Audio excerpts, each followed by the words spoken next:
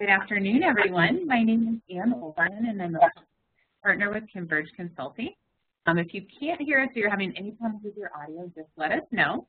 We are delighted to have you join us for our webinar today, Social Media for Higher Education. I will be the host of your webinar today, and please feel free to send any questions that you have to me. Would love to get into some great discussions on social media. We are recording this webinar, and we'll be providing this on our website upon completion of the webinar. Just a little bit about Converge. Most of you probably are very aware of us. We're a higher education marketing firm. We work with over 60 colleges from coast to coast, some clients who have snow today and some clients who don't. So we were laughing about the possibility of making a snow Easter bunny.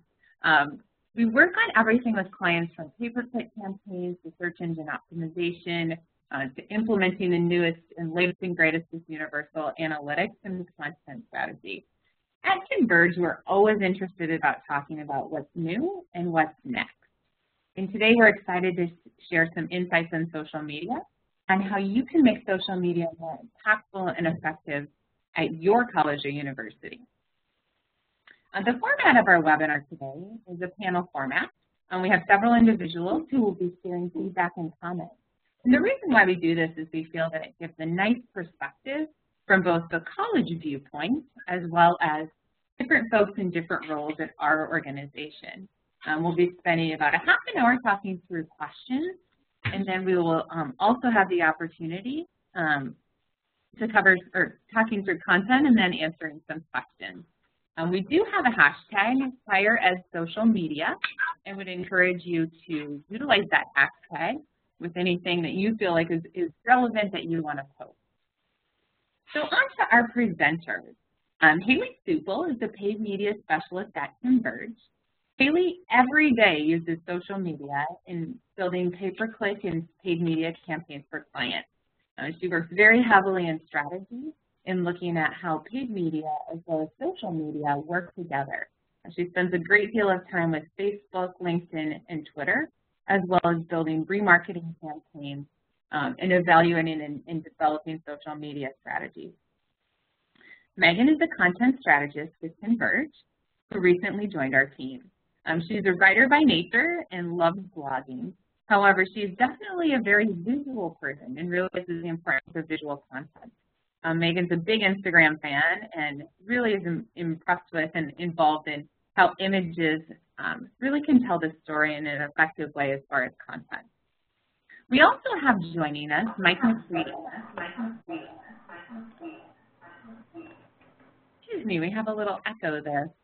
Mike is the manager of marketing and web development at Northwest College. Mike spent 15 years working on social media campaigns and providing workshops, presentations to colleges across the country, as well as conference sessions. Mike does a lot of social media strategy consulting, and we are delighted to have him on board today as well. Now on to what we're going to talk about. For the past decade, I've been engaged in social media for higher education and really have seen a giant change from social media really being an internal communications tool to social media becoming a significant piece of your marketing and recruitment strategy. I remember and was telling my colleagues about a visit that I had at Emerson College in 2002 when the students at the college were utilizing Facebook as a way in which to communicate with the colleagues on their dorm floor in relation to who was going to dinner instead of picking up the phone or yelling down the hallway. We've come a long way from that point in time. Social media is a major force, and I believe one of the recent statistics that Haley will share is that over 100% of colleges are on social media. For today's agenda, we're going to talk about why social media is essential, and all of you know that it is, and that's why you're here. We're going to talk about developing a social media program, tracking that, and then getting internal buy-in to continue to invest in your social media efforts at your college. We're also going to share some examples of what's new in higher education with these different channels, and share some examples that we really like in relation to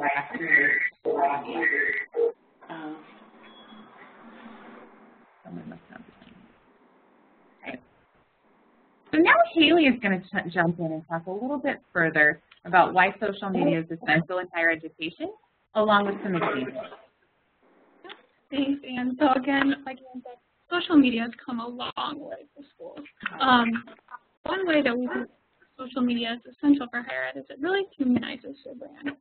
You have a traditional college website. You have a personality, a voice that you maintain across that website. So that voice has to be different when it comes to social media because you need to be able to relate and connect with others. Social media is all about engaging with your audience. It allows you to be more personal and transparent with your audience. So responding to comments, liking posts, following your followers, sharing stories has become more and more popular. Here's an example of someone from the University of Florida talking about finishing undergrad at University of Florida and the university tweeting back at her. This, allows students to feel really connected to your university. Another example, I think we've seen admissions counselors using it to connect with students personally as a recruiting strategy. Having that personal connection makes students feel like, maybe I feel like they really want me to come here. So just kind of making a more personal connection really humanizes your brand. Another way we think social media is essential in higher ed is it's a great way to distribute your content. Social media is one of the top ways, if not the top way, to distribute your content across the internet. We've all seen this where a video gets posted on YouTube, it gets shared on Facebook and Twitter, and next thing you know, it's being featured on a late night talk show. Content can spread rapidly. Users are constantly sharing, liking, retweeting content from brands they follow. So it can be a great way to not only reach your audience, but your user's audience. So you're kind of spreading yourself across different audiences.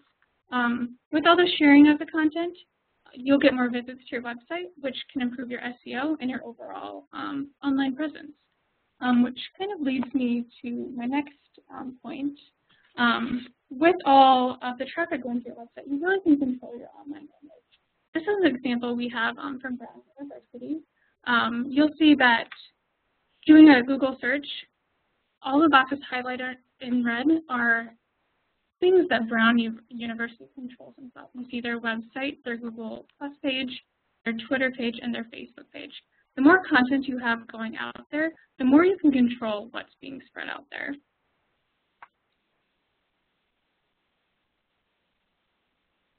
Another reason, your target audience is using it. Back in 2012, 68% of high school students said they were using social media in some way to research schools. And obviously, since 2012, that number has only continued to grow. Students are watching your YouTube videos, flipping through your photos on Instagram and Pinterest, liking and following you on Facebook and Twitter. So again, with the content sharing, it's amazing how quickly your stories and social media posts can spread throughout your followers and their followers and their followers. So it's essential, this age group is on social media, you need to be there too. I think with focus groups, we've seen that even with graduate students, social media is huge. Students are getting to class, and that's the first thing they do. They get on their phone and they check their social media accounts. So definitely need to be there to reach that target audience. Another reason, your competitors are using it. 100% of schools are using social media in some way or form. Many are using it very strategically when it comes to recruiting new students, engaging with your alumni, and trying to get your current students to come to new events. Some good examples is Yale did a video, almost like a music video. That's why I chose Yale. Has almost 1.5 million views. It just showcases students saying, why they went to Yale. Similar schools have done that. University of Rochester, Princeton University, Johns Hopkins University actually has a full social media website where prospective students can kind of get uncensored information from current students to see about life on campus in that area. University of Oregon, they're using Foursquare as a way to kind of have a virtual tour of the campus that allows students to kind of see the hot spots on campus. Harvard University, they have their own, similar to Johns Hopkins, has their own social media dashboard, so you can kind of see what's going on across all the social media platforms. everything on social media these days, it's there. Your competitors are doing it, and you need to be doing it too. So another way, posting LinkedIn is actually a great example of how to use the platform to engage your current students with your alumni. So again, your competitors are doing it, you need to be there too. Next, developing a social media strategy. So there's things you want to think about when developing a social media strategy. You want to think, who is your target audience? Is it your current students? Are you trying to reach prospective students? Are you trying to reach your alumni? Then you want to think about, what is your goal? Are you trying to increase enrollment, turnout at events, alumni donations? You need to think of the goal and make it specific. From there, you want to figure out how you're going to measure that goal. Mike will get into a little more about the different tools you can use to measure that, but Google Analytics, Hootsuite are some of them that are great measuring tools to see how you're doing with your goal. What platforms? Not every platform is right for every audience. As we kind of mentioned before, Facebook is declining a little bit with the younger generation, where Instagram is getting popular. And with adults, Facebook is getting more popular. So just deciding based on what your target audience and your goal is, what platforms will be best. You want to think about what tactics and what content, when it comes to what content, what stories are going to really help you reach your goals. What can you share to reach your audience?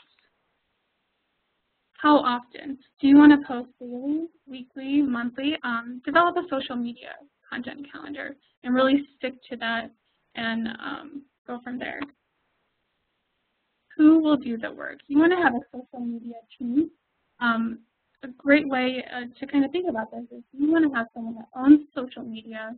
You want someone that's, doing the actual posting. You need someone that's writing your content, and so on. Who can help? Getting help across campus with from your faculty to current students. Finding those amazing stories out there to share. Be resourceful, find people on campus. And again, what resources are needed? So maybe you need a photographer or a writer to come help you out with things to, get your story across. So definitely think about those things more. So as Haley's talked about making the case for social media at your institution, Mike now is going to jump in and talk a little bit further about developing a social media plan and provide some good insights and feedback from his institution and from his experience overall. Mike? Great. Hopefully you can all hear me. I had some technical problems and had to reboot, but I'm excited to be here. So what you see on the screen is basically like a pyramid that I kind of came up with when thinking about developing your social media plan. And as you look at it, each piece builds on the piece before it. So, you really can't establish your goals until you understand your audience profile. So what does your audience look like? Not just, their 18-year-old young men, but, what kind of questions do they have? What are their demographics? What are their geographic locations? Understanding their profiles. Then you can build on the goals. And then once you understand what goals you want to complete, whether it's event registrations, lead generations through like an inquiry form, then you can look at developing your action plan. And that can be whatever tool you're using, whether it's Twitter or LinkedIn or Instagram. But you really have to start at the basis and defining your audience profiles. And it's not really enough to say, well, males 18 to 24, because that's too broad. You need to really kind of pin it down. Are they mature students who have been out of high school for a year? Are they high school seniors? You need to develop your audience profiles. All right, I'm just not sure how to advance the slides here. All right, the next thing in developing your social media plan, and it was talked about briefly, but pick the right platform for the right audience. An example would be when I first started using Twitter at Lethbridge College, where I work. It wasn't really a key tool for our audience.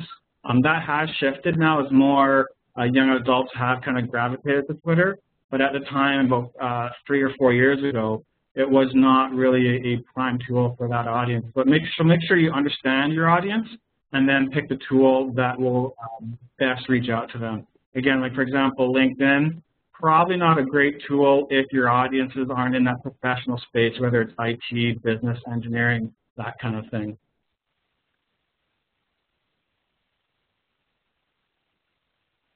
Right. One of the things that often happens, and Hootsuite was mentioned, and we'll talk a little bit about that later, but it also can make it really easy to mass share your content. So in Hootsuite, you could share content to Twitter, to LinkedIn, to your Facebook page, etc. But what will end up happening is, chances are your audiences are going to be following you on multiple platforms, maybe on LinkedIn and on Twitter. And they'll start to see that you're posting the same content and almost make them feel like you're acting like a bit of a parrot, that you're repeating yourself.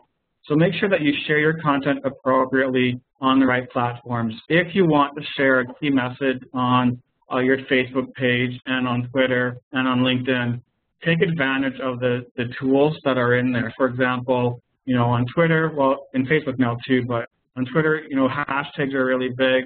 And you can mention people on Twitter. On LinkedIn, you can also mention businesses and individuals. So by doing a mass share, you kind of take away using those unique features of those tools, as well as you end up sounding a bit like a parrot. So yeah, let's talk about developing a social media plan, a calendar as part of your plan. And sometimes it can be really hard to figure out, what are we going to share this week? Here's one example that you can see. Another thing that you can think about is maybe dividing up the days into themes, or the weeks into themes, and have those themes kind of dictate the type of content that you share across those various channels. Well, one thing I do want to mention is, even though you might establish a social media calendar, you need to allow room for what I call serendipitous content. You may come across something that is just so amazing and so unique that you just want to share it.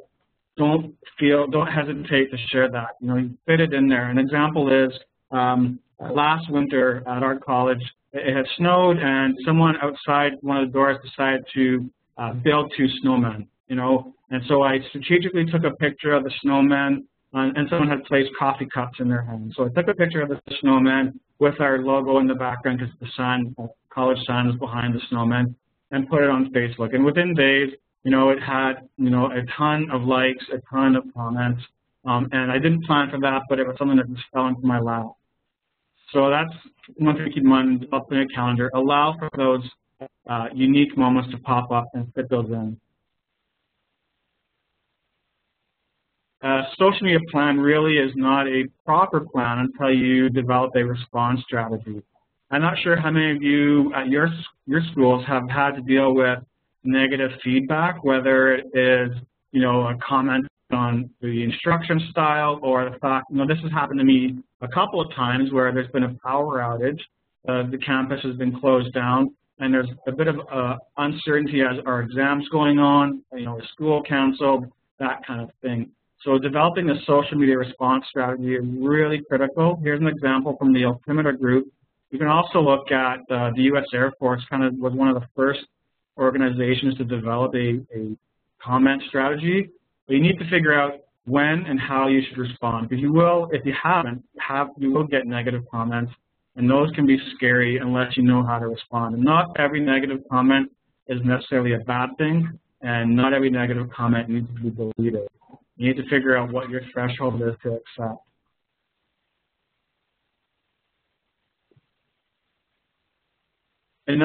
So one of the things you need to do, so you've got a bit of your strategy figured out, you've got some of your plans in place, but you need to establish a program, right? You need to have something in place that has a bit more structure around what you're doing. And one of the first things is to develop a social media policy. If you haven't read this book by Charlene Lee, Open Leadership, I really encourage you to there's a couple of sections in this book that talks about social media policy. And this quote from Charlene Lee kind of sets the stage as to why we need a policy. We are in these new relationships. We're open relationships on Twitter, on LinkedIn, on Instagram, and we need to have some guardrails and some boundaries in place for how to handle ourselves. And so this is a great book to get if you haven't picked it up yet. One thing also I always want to mention about, I wanted to mention about a policy is make sure that it's not too restrictive. One of the things that when people think of policy, they get all worried and they get their guard put up. Make sure you create your policy to empower your areas to participate in social media. And as we talk about in a little bit, it's key that those areas feel that they are allowed and permitted to participate. You don't want to be giving people keys to the car without first training them, right? You're going to have, if you looked on Google, if you search for social media mistakes, you can probably find hundreds, if not thousands of examples. There's been a few in the news recently. I won't bring up any of them, but I'm sure you might have seen some of them. So if you empower your users, your staff to use social media, make sure you educate them, you provide proper training. One of the things I did in my last school is developed a training program that anyone who wanted to officially manage a college account had to go through. It was a non-demand program where it walked through our policy, how to respond to negative comments, went over best practices, and how to be successful in their activities. And then they were granted access. It just helps ensure that the college is protected, but also your employees, because employees have been fired by misstepping on social media, and we want to make sure that they have a good experience.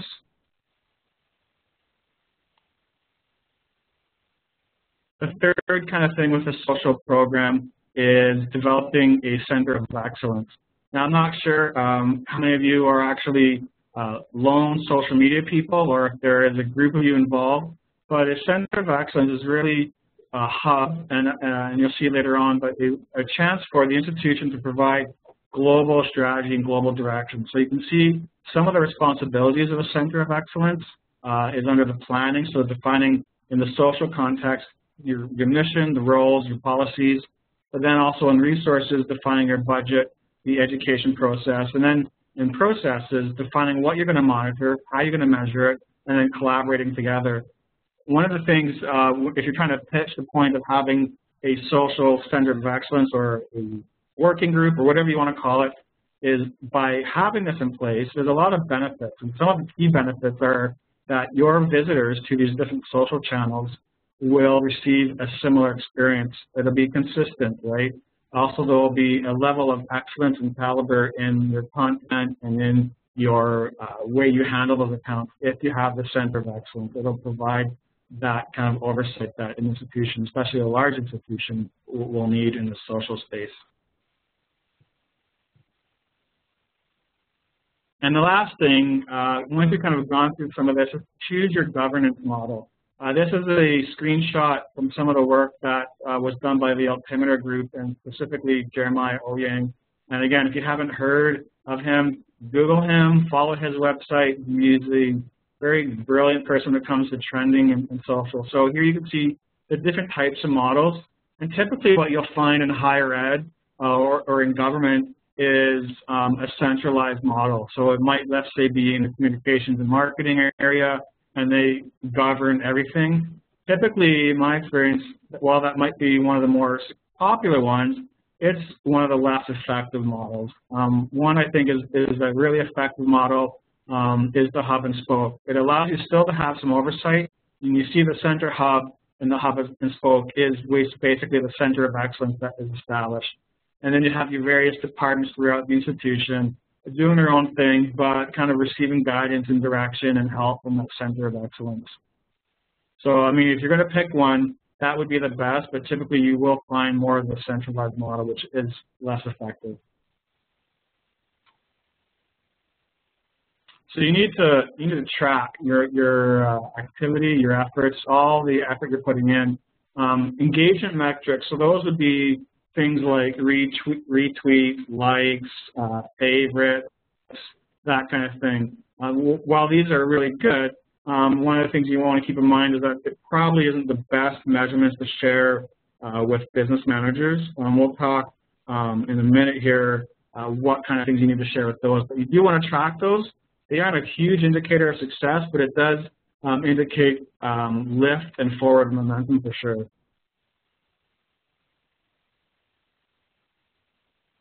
When you're talking with business managers, executives, people who aren't close to the marketing and social space, you need to focus on your business metrics. That could be leads through inquiry forms, course or event registrations, traffic to your website, that kind of thing, as well as we could talk about share of voice, brand reputation, those things, but you really need to stick away from the likes and that kind of thing. And actually, by focusing on the likes strictly with executives or business managers, you devalue a little bit social media because they think that social is all about the likes when it's much, much more. So make sure when you're talking to business managers that you focus on the business metrics. So it was talked a little bit about some tracking tools that you can use. Hootsuite is one. If you use it, it's great because when you share a link, if you use the Hootsuite link shortener, you can access for free in the free version of Hootsuite individual link clicks through hyperlinks that you share. A couple other tools that you can look at are Bitly. If you just go to bitly.com, you can use that as a free link shortener service, and it will provide you quite a bit of detailed analytics for any links that are clicked using that shortener. And then also the other thing that you can do, and we'll get onto the next slide, is look at Google Analytics. This is going to be the bread and butter of your kind of tracking profile, where you can track the source from whether it's, sorry guys. So Google Analytics is key because you can see where your traffic is coming from. If it's coming from Twitter or LinkedIn or Facebook, and break it down quite a bit for your conversion. So which of those traffic sources, those social sources, are leading to conversions.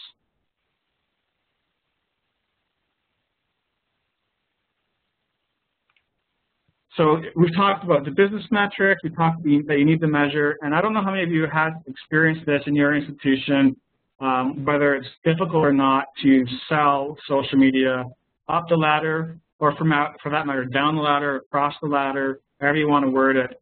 Sometimes it can be difficult. You know, we all have heard the old saying, you can drag a horse to water, but you can't make it drink.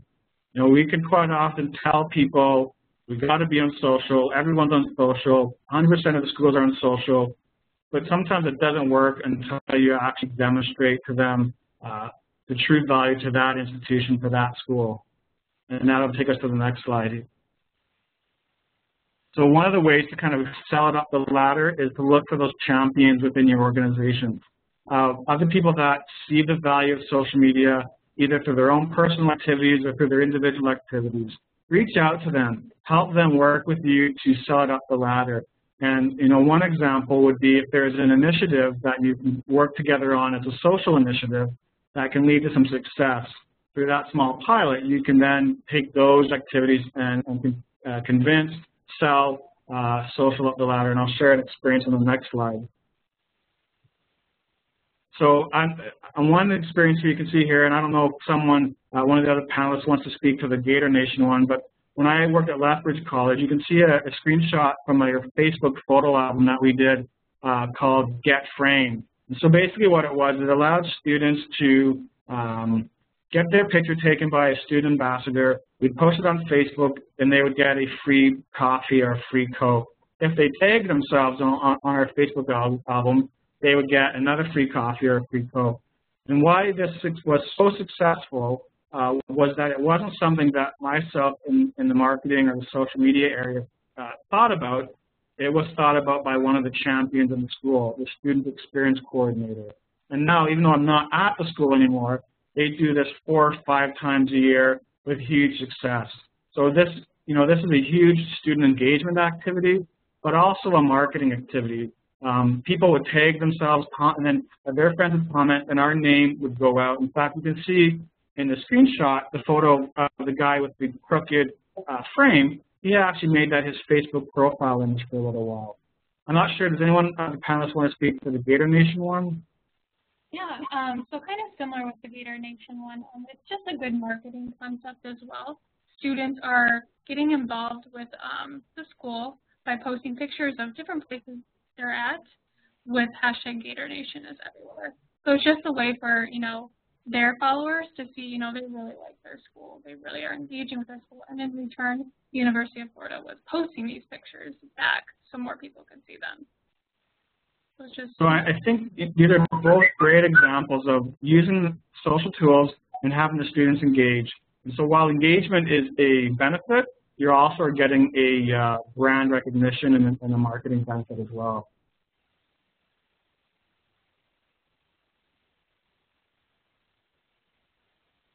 So yeah, I talked earlier again about focusing on the business metrics. If you focus on likes and retweets and favorites and all of those things that we tend to gravitate to, your executive will actually feel that social media is irrelevant. So you need to focus on the business metrics of our leads, of registrations, et cetera. Thanks, Mike, for sharing that. So we've talked a little bit further and heard from Haley about why social media is essential. Mike talked to us a little bit about developing strategy and effective tracking, which was extremely insightful. Thank you, Mike, for sharing those examples. Megan is now going to talk about what's new in higher education, and not talking specifically about new channels yet, but talking about specific examples of things that make sense.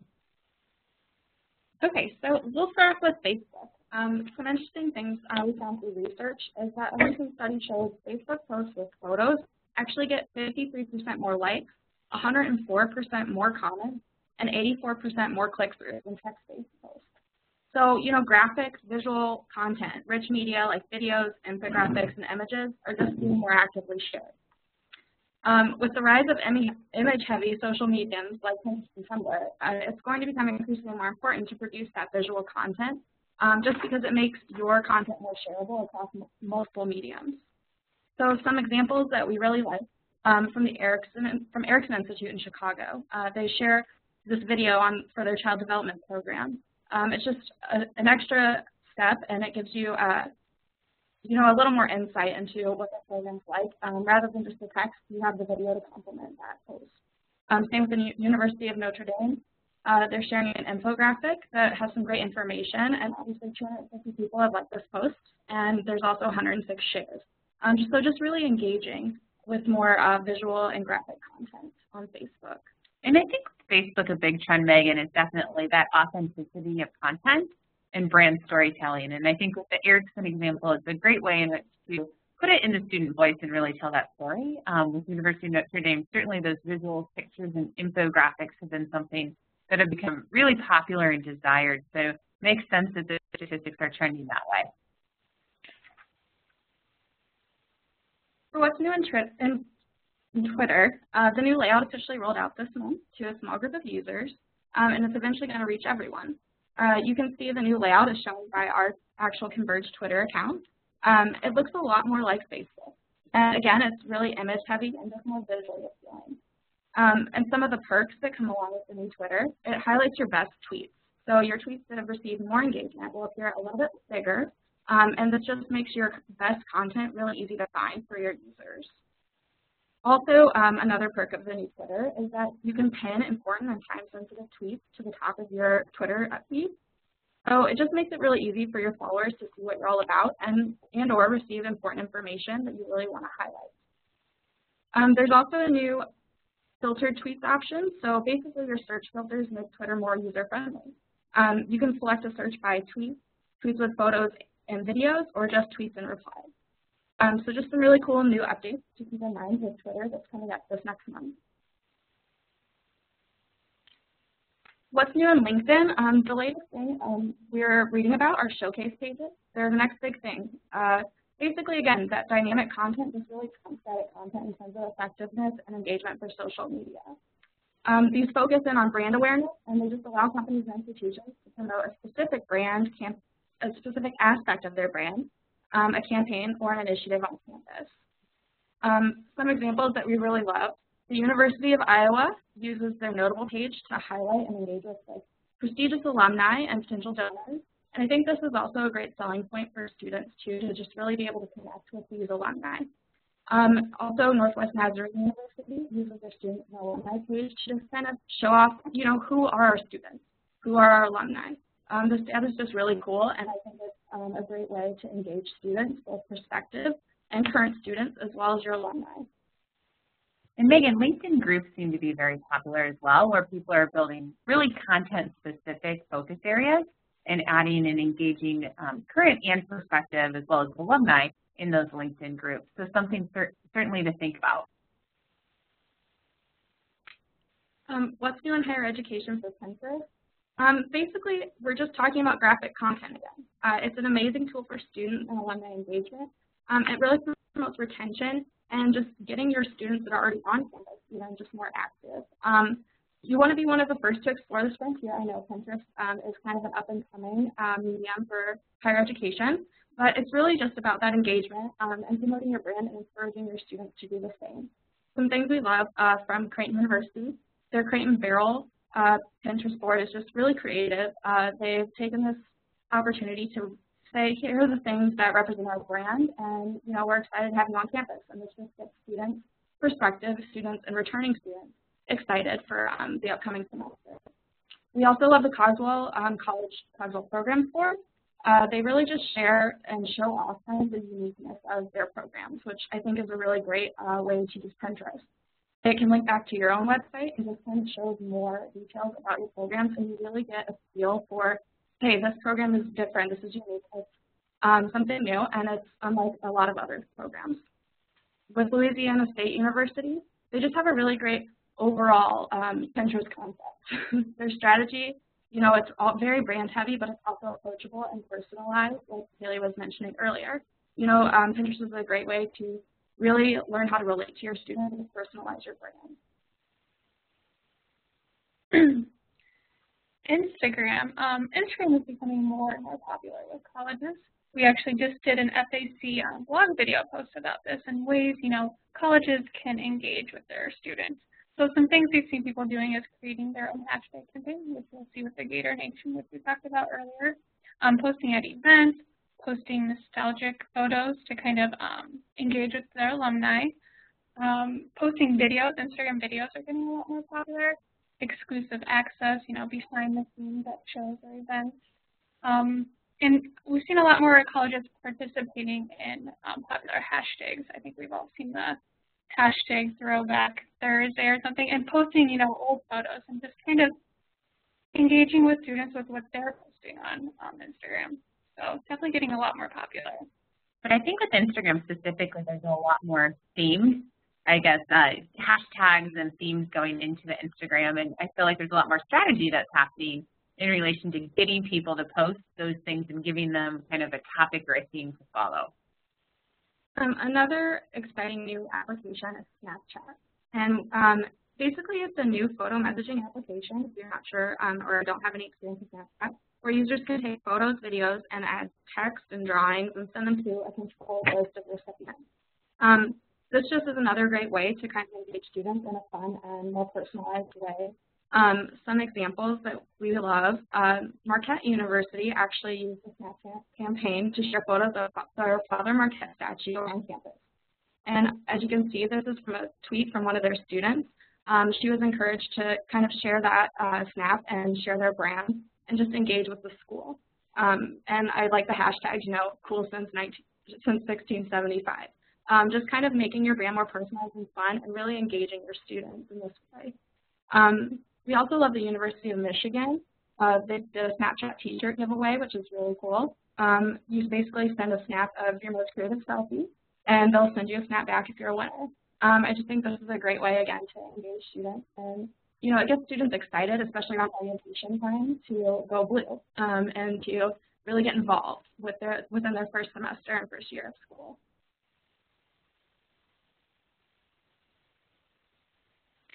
And just on this last slide here for what's new in higher education, really kind of showed an example earlier from Johns Hopkins University.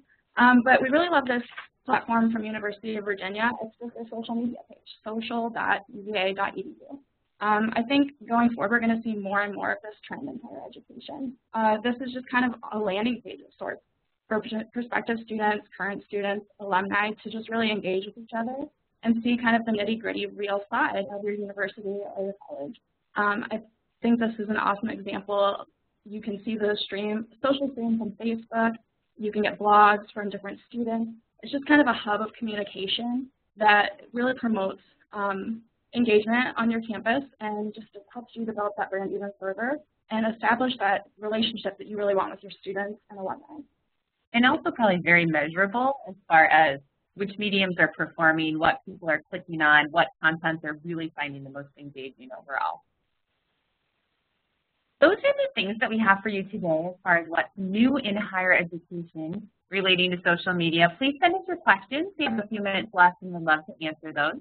At Converge, we have a couple of events coming up. So we have an upcoming webinar on the adult and graduate student marketing and what has changed. That's on Thursday, May 1st, and will be given by Dr. Brenda Harms. We have a higher education marketing conference coming up in Nashville. Get out your booths. It's in October. It's October 13th through the 14th in Nashville, Tennessee. Kristen Hall, the head of industry education at Google, is our keynote, and we are thrilled to have her giving a presentation, as well as talking about Google Analytics, brand marketing, digital, inbound marketing, and what's new and what's next as far as marketing goes. And we have a number of resources on our website, as many of you may know, in relation to white papers, Friday after class videos, blogs, as well as workshops and webinars. So thank you for joining us today. We'd love to answer any questions if anyone has any.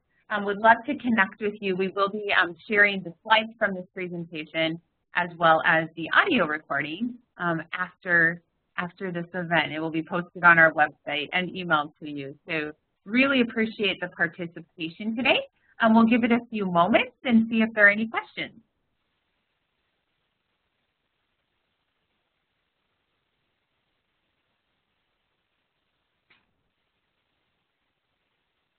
Great, here's one.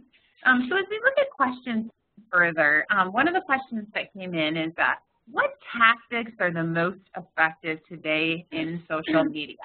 Would someone like to jump in and talk on that one? Yeah, this is Haley. I think what I see as the most effective is really, like Megan was talking about, that really visual content. Users respond so much better to images and videos. Also looking at your audience, seeing what platforms you should be on and how they're kind of engaging on those platforms, and just trying to find like something unique, doing something that no one else has done before. Excellent. And I think oftentimes those ideas for what's unique as well as visual content can really be driven by those prospective students that you're talking to, whether you're in admissions and marketing or out on campus visits with them, as well as your alumni, and really engaging with them and looking at what are the things that they're talking about right now, what are they doing, what are they thinking about, and really using them to drive that source of content for you. Mike, do you have any comments on things that you feel like are working now from a tactical perspective? I think one of the things also, I totally agree with the visual content 100%, but also I think sometimes institutions tend to feel that they have to put a marketing or a communications spin on it, and some of the greatest content is, not so much a marketing spin. So whether you're just got a candid shot of someone in the lab, and just share that and keep the content short as well. So, I mean, think about taking off the marketing hat a little bit and just kind of talking about sharing stories and sharing stuff that's real and less markety, if that's a word. Markety, I love it. That's great. Great. Here's another question.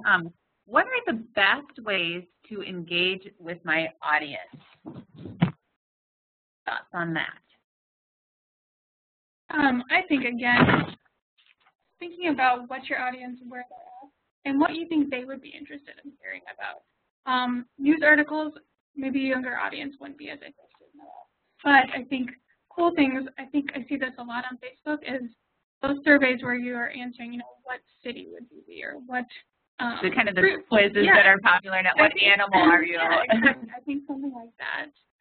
Obviously school related, what kind of, if we're talking about my college, what type of Hawkeye are you, or something like that. Just I think that gets people interested. You get organic traffic coming in, and that can be shared across I mean, people are going to keep doing that. People are going to see people doing that. So I think that's a cool thing to do. Right. Here's another question. Do you plan ahead and create a content calendar for all your social media channels? If so, what type of content themes do you find are most popular and engaging? And Mike, let's start with you on that one. At your university specifically, do you create a content calendar for every social media channel? And if so, what type of content or themes are really working for you? So we don't really have a content calendar for all our social channels, but more so just the themes that we want to share. And we're still working on figuring that out, what themes are working well. I think, again, going back to sharing content that is about campus life, about things that the students really care about are the themes that are really important. And if you can figure out how to subtly get your message in there and still sharing the content that they like, that's key. So I think, you know, going back to the original question, it would be pretty difficult to create a calendar for every social channel, but really looking at the themes and kind of having that as a broad brushstroke that you put across all the channels, and then look for content that falls within that. Yeah, we work with a number of schools on social media strategy, and I think that a loose calendar that focuses on month-by-month activities that are happening on campus, as well as things that they feel like prospective students and alumni would be interested in, are planned. So there are kind of those themes of current activities, and then the other themes are really related to brand messages. So what are the brand messages of my university that I want to get out? And several of the schools that we're working with, that content calendar, it helps drive some of those pre-programmed tweets and posts that they're planning to do. But I think definitely that authentic day-by-day content that's real-time based on we made it to the Final Four, or this is where our school is today, this is what's happening on campus today, are really, really important. So I definitely think a planned content calendar with overarching themes and strategies is a great idea. It should include and at least kind of map to all the different channels that you're using. But again, it's not the entire content base for your social media strategy. So that was a great question. Next, one of the things that we didn't talk about today was Google+. And I know that is becoming more and more important from an organic search perspective. And Mike, wanted to throw the question to you and see if you were using Google+ at your university, and then talk a little bit further about the benefits. All right. Well, I've been on Google+ personally for quite a while since it was beta, but I haven't really. I know I've read a lot of articles that talk about its importance for organic and research placement, but right now, to be honest, we aren't at our school using Google+, so I can't speak to it effectively. I do see that it is kind of becoming more of a player in the space. But one of the things that I guess I would kind of circle back to is, you know, there are so many tools around that you can use. We've talked about probably a dozen in this presentation, and trying to be everywhere on everything can result in social media fatigue. So what I would probably do is the tools that you are using right now, focus on doing those really well before trying to grow too much. I know I didn't really answer the question, but that's the best I got. Okay, great. And Haley, would you like to talk a little bit about the importance of Google+ in relation to your search engine optimization? Yeah, so I think Google+, again, it really can help with more organic traffic. I think we've all done searches for, you know, what school should I go to? What are some great programs out there? And you'll see in the search results, the organic results, you'll see people that you're following on Google+, it'll say, you know, how many people have just won this. So I think it really helps you know that, you know, people I follow are reading these articles or they're following this user. So it can, like, help, I think, legitimize your content. So it's getting more and more popular. So it is. It's one of those channels that I feel like was at first kind of a how do I use this and how is it going to be important? And from a Google search engine optimization perspective, it's becoming very important. And it's something that I think absolutely every university should look into. as it looks at how it impacts your overarching search engine optimization. Another question that we had is in relation to how can I get followers on Google+, Instagram, and other channels? Megan, would you like to answer that? Actually, I had a really good experience in my previous with the University of Iowa, where for orientation, what we did was we had computer stations set up while students were on campus. And at each computer, we had Facebook and Instagram, all these social media platforms up. And if you liked or followed the University of Iowa on those social mediums, you got a free t-shirt. And just fun examples like that to really get those, that's how you can move students to really encourage them to just first get on social media and interact with you. And second, kind of draw them into your brand and, you know, make them feel like a part of the institution you're working for. And I just think that was a great way to really promote. There are tons of other marketing strategies you can take from this standpoint to just really, you know, encourage students to follow you on those accounts. That's a great example. And another example of that kind of following and engagement is we're working with a very prestigious business school, and one of the strategies that they had, because so many of their students are in executive MBA programs, is really to beef up and build their LinkedIn group. And so what they did is they sent an email out to all of their alumni and really focused on releasing specific videos on LinkedIn. So they let their alumni know that they were going to be releasing these videos, that they were important and going to be of interest to them. And in the email, they could click directly from that email to LinkedIn and join that group. And I think that was something that we saw tremendous response. I think they doubled their LinkedIn group number and really had the opportunity then to engage with those people every time they're on LinkedIn. So they had a captive audience, they had great alumni who maybe just weren't engaged or weren't necessarily connected with them yet. And it was an awesome experience to see the increase in the number of followers and people in the group, and also great just to get the feedback and some of the you know, original quotes and engagement from those alums. So definitely lots of strategies in relation to that. Okay, I think we have another question. How can I use social media to complement my search engine marketing? Yeah, I'll take that. I think a big thing that I've noticed with some of the campaigns I've been doing on like LinkedIn, Twitter, and Facebook is you can actually target people that follow you. You can target them with ads, and you can target people who they follow. So you're kind of reaching an audience that would relate to that. So you'll see, you know, so-and-so likes this post. It's a promoted post, but you know that one of your friends likes this. So it really helps, I think, with an institution. Another cool thing on Facebook that we've been doing more of is you can actually upload a prospective student list and target, like almost like remarket them that way, really kind of pushing them down the funnel to maybe apply to your school. So that's a cool thing to do, and that really complements your social media because, you know, eventually they're going to come like your page, and that's kind of, it's just more strategy involved. I think SEM and social media are great ways to kind of, as a combination, you know, recruit students. And I think with that Facebook specifically, we've seen schools upload their inquiry lists into Facebook and then engage them with paid ads. And some of the great things to see is how measurable that is. So we've seen extended time on page, time on site. We've seen a great increase in analytics as far as page views and overall engagement. And so looking at how do my social efforts really help with that engagement throughout the entire recruitment funnel, as well as with the alumni engagement, and thinking about how can my paid efforts from a message standpoint as well as from a brand standpoint really complement what's going on with social media. So thinking about those things not being in a vacuum, but thinking about both your paid efforts and your social media efforts really working together to strengthen the messages that you're putting out there and to kind of double down on the work that you're doing. Okay.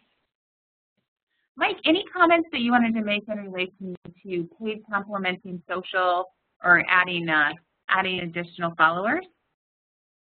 Yeah, well, one, I guess I wanted just to share is, so we had an event yesterday, an information night, and we've run a Google Ads campaign promoting that, and while this is still social, it's kind of more of the paid social, we also experimented with using Twitter promoted tweets to kind of offset our search paid advertising, but also reaching out to people on our social networks. And it's actually proven to be a pretty good combination because, well, you know, you've all heard, you know, the saying, you know, you got to be repetition, repetition, repetition. So, you know, they're on Twitter, they see our message, then they might search for something that's related, and our ads are popping up. So we saw quite a bit of a high click-through rate.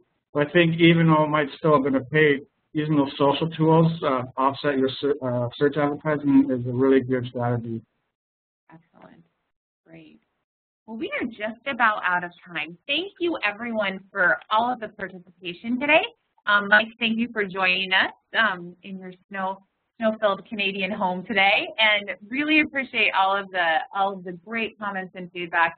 A joy to talk to this audience. So we will, again, be following up with the slides in the recording, and hope everyone has a fabulous weekend. Thank you.